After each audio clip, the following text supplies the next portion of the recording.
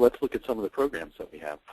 One is a financial health checkup, trying to get as many credit union members to go through the system and find out exactly what their financial assessment is.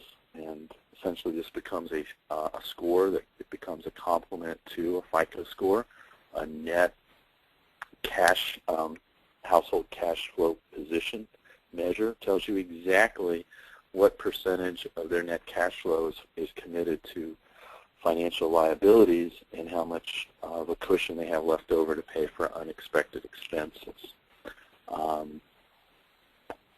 Pre-delinquency assessments, we can actually look at people that you're concerned about and make assumptions about reductions in their income, which would recalculate their tax deductions and come up with a new net after-tax monthly income, and whether they, at what point they can't make their liability or their financial commitments. We have debt collection assistance program, full and partial. Maybe you want to grade out your clients through our system, your members, and figure out what kind of plan they should go into, full, partial, or upper partial, and whether you want to collect them all yourselves or whether to have a blended program, to have our programs collect a certain part of those delinquencies.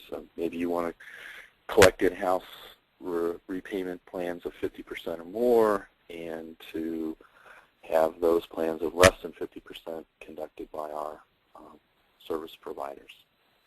The key of the upper tier partial payment plan is that these are programs where there would not be a principal reduction, so interest and fees could be stripped off with the estimate of repayment, and without a principal reduction, then you don't have to worry about reporting this as a charge-off.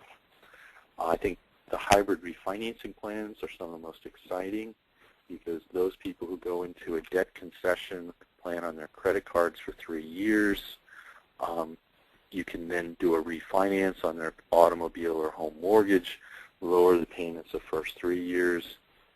Say they go into a 50% concession plan, and then they've paid off their debts in 3 years, and they can redeploy that cash flow to catch up on the forbearance and pay off their auto loan or their home mortgage.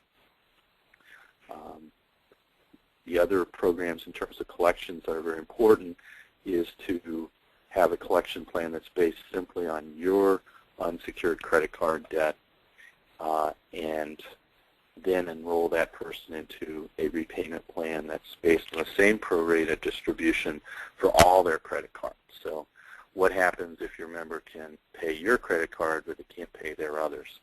Our program would put them into a plan where they would have a negotiated 3-year repayment plan and be debt-free on that in 3 years.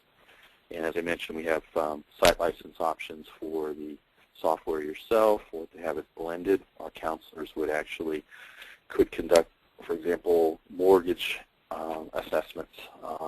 That information would then be saved to a file that would be posted for your secured website, and your loan officers then would access it, put in the new loan data information, and it would be calculated, and you would determine the thresholds for approval. Maybe 80% of net cash flow commitment would be acceptable for a new car loan, and somebody comes in at 83%, you'd be able to have a consultation with them on what it would require to get them within your underwriting guidelines.